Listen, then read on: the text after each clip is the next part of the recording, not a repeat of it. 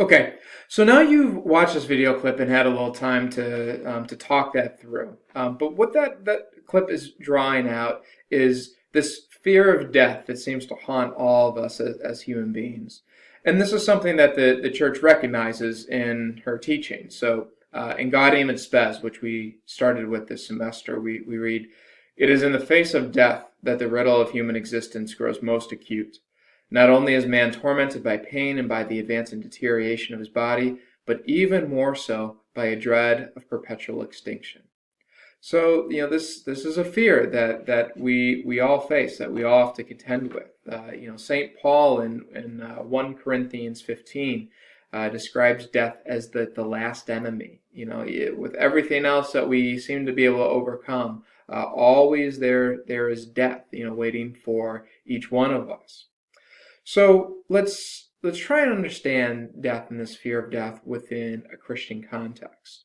Um, Death does indeed seem certain, but there are many different theories on what happens after death. So there are those who believe that death is simply the end. That's it. When we die, our body goes to dust, and that's the end of our life. That's the end of us as we know it.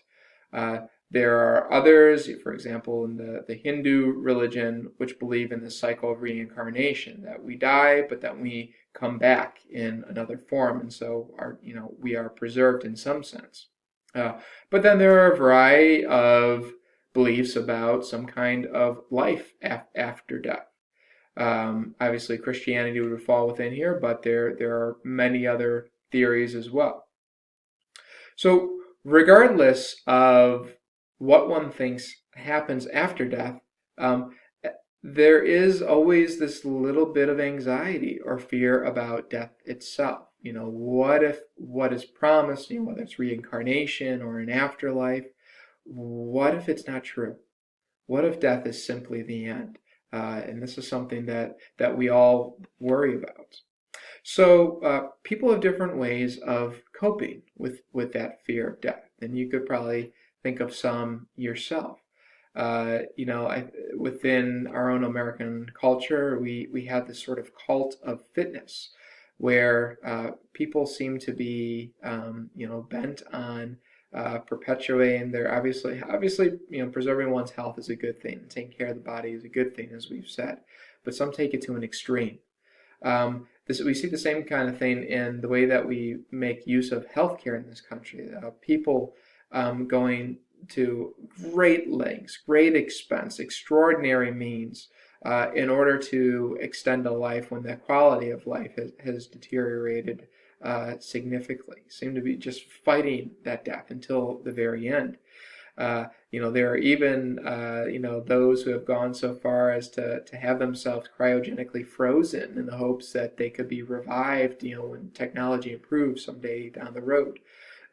But maybe even more common than all these others, there are those who just try and ignore the topic. I was talking with my mother-in-law about this past weekend, about a lot of her friends who just don't want to think about it and therefore aren't making preparations, haven't prepared a will.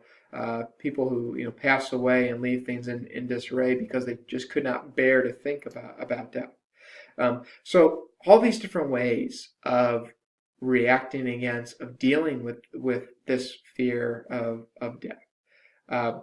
But regardless of which of these means or responses that people take, very often underlying all of them is this sort of effort to cling onto life on our own terms. We want to be assured, we want it to be in our control what happens to us after death.